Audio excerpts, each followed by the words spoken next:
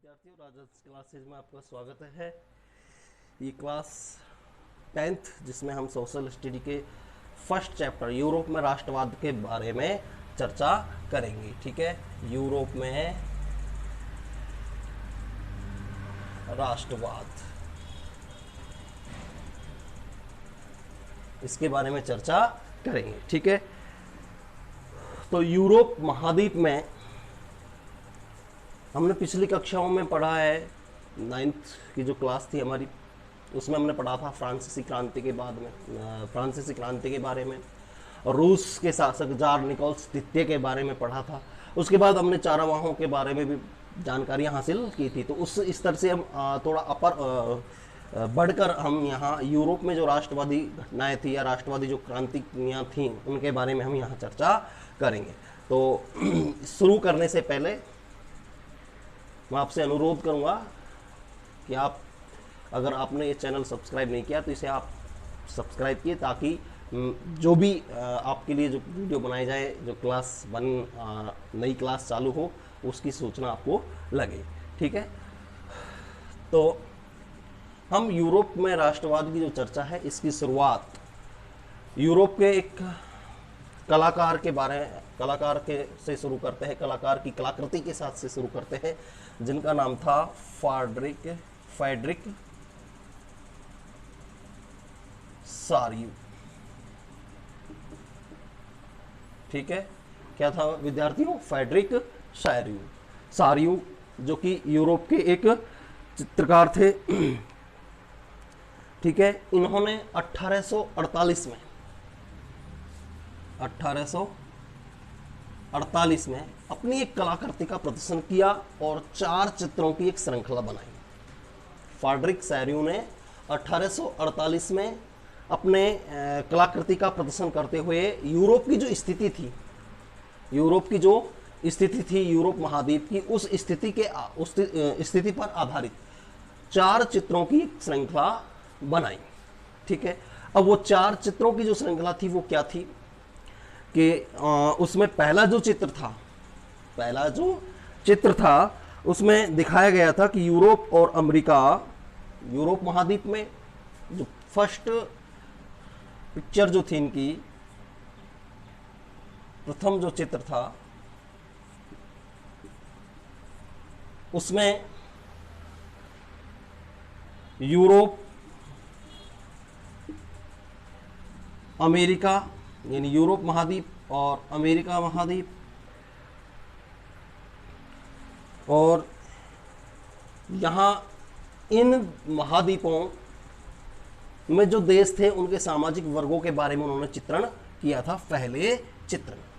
ठीक है, अब उसका चित्रण क्या था कि लोग, सामाजिक वर्ग के लोग, चाहे वो स्त्री हो या पुरुष, वो सब क्या है कि एक लंबी कतार में खड़े हैं और स्वतंत्रता की प्रतिमा की वंदना कर रहे हैं। ठीक है, तो इनका जो पहला चित्र था, पहली श्रृंखला जो थी, पहली पिक्चर जो थी, उसमें क्या था कि यूरोप महाद्वीप के देश और अमेरिका के जो लोग, सामाजिक वर्ग के जो लोग थे, वो एक लंबे लाइन की कतार में खड़े थे और स्वतंत्रता की प्रतिमा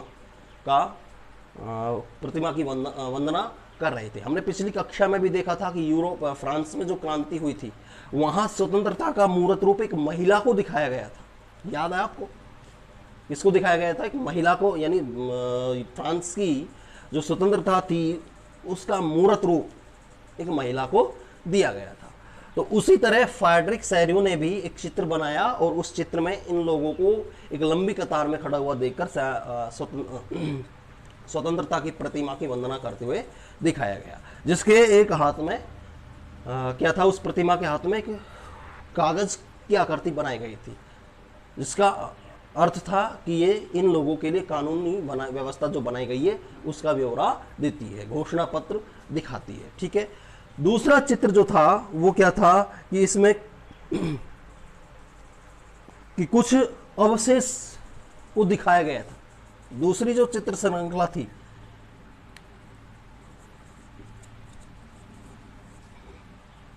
दूसरा जो चित्र था उसमें अवशेष थे, क्या दिखाए गए थे? कुछ अवशेषों को दिखाया गया था।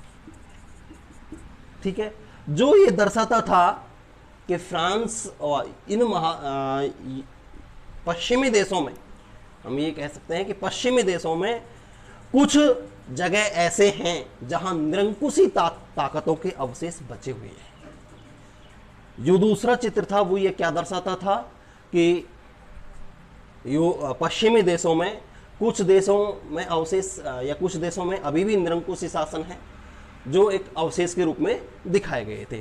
ठीक है विद्यार्थियों, प्रथम चित्र में स्वतंत्रता, यानी कि यहाँ के पश्चिम के लोग अब अपना यानी स्वतंत्र हो गए हैं, अपना शासन स्वयं चलाने का कार्य स्वयं चलाने की ओर अग्रसर हो रहे हैं। ये इस चित्र का भावार्थ था। दूसरे चित्र का भावार्थ इसमें क्या था कि कुछ अवशेष दिखाए गए थे इस श्रृंखला में, जिसका अर्थ था कि पश्चिमी देशों में कुछ स्थान अभी भी ऐसे हैं जहाँ निरंकुशी शासन है, जो अवशेषों के रूप में बचा हुआ है। ठीक है, तीसरा जो चित्र था उस चित्रण में सारियों ने चित्रण किया है कि अमेरिका, स्विट्जरलैंड, फ्रांस जैसे नए व्यवस्था या नए देश बने हैं या नई व्यवस्था के आगमन हुआ है इस तीसरे चित्रण में। तो हम ये कह सकते हैं कि जो तीसरा चित्रण था इसका अर्थ था नई व्यवस्था का आगमन। ठीक है, क्या कह सकते हैं विद्यार्थियों? नई व्यवस्था का आगमन। ठीक है, जिसमें दिखाया गया था कि जो प्रथम चित्र में जो स्वतंत्रता की प्रतिमा थी, उसमें यूरोप, फ्रांस के लोग अपनी स्वतंत्रता का ध्वज लेकर उसके नज़दीक पहुंच चुके हैं। अमेरिका के लोग भी पहुंच चुके हैं, स्विट्जरलैंड के लोग अभी अभी पहुंचे हैं। ऐसा दृश्य दिखाया गया था कि जब क्लासें चालू होंगी तो उसमें आपको बताया जाएगा उन चित्रों के बारे में। ठीक है, तो इस तीसरे चित्र के द्वारा फ्रेडरिक सैरियो ने ये अवगत कराया लोगों को कि कब 1848 में। ठीक है विद्यार्थियों, ये याद रखना, ये कब की घटना थी? 1848 की। 48 में तो उन्होंने, फ्रेडरिक सैरियो ने इस चित्र के द्वारा दुनिया को ये दिखाया कि पश्चिमी देशों में नई व्यवस्था का आगमन हो गया है, स्वतंत्रता का आगमन हो गया है, लोकतांत्रिक सरकार की या लोकतांत्रिक शासन व्यवस्था की स्थापना होने लगी है। ठीक है विद्यार्थियों, और जो चौथा जो चित्र था इनका,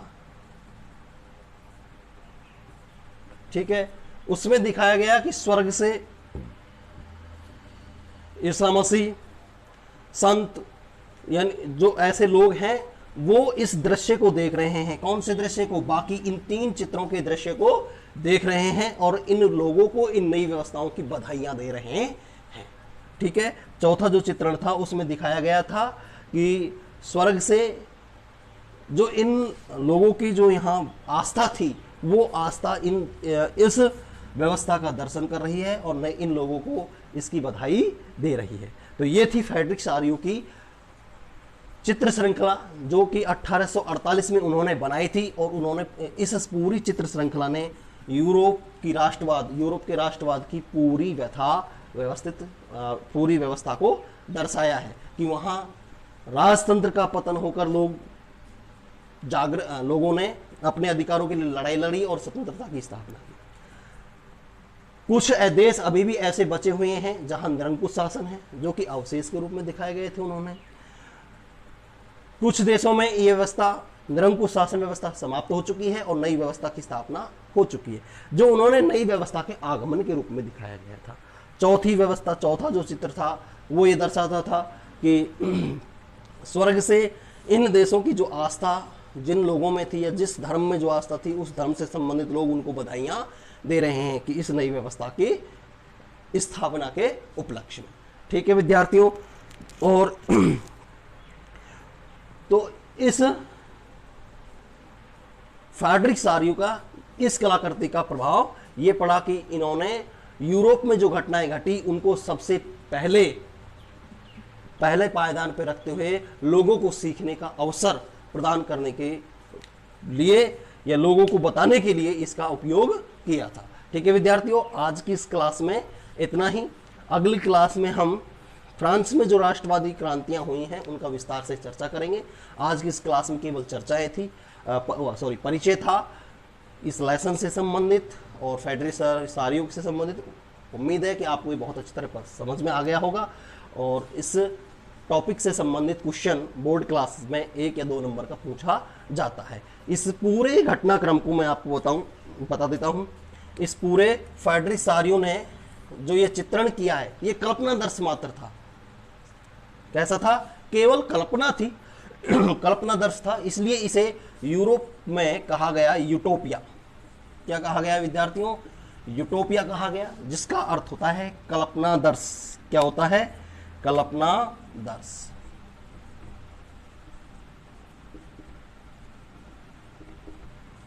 ठीक है।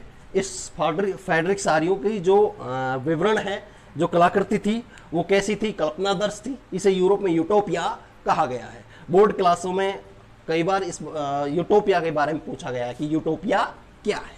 ठीक है, तो मैं समझता हूं कि अभी आपको बिल्कुल कंफर्म हो गया होगा। वीडियो पसंद आई हो तो इसे आप अधिक से अधिक संख्या में लाइक कीजिए, शेयर कीजिए और सब्सक्राइब कीजिए। ठीक है, ताकि आपको अगली वीडियो के बारे में तुरंत जानकारी मिले। धन्यवाद।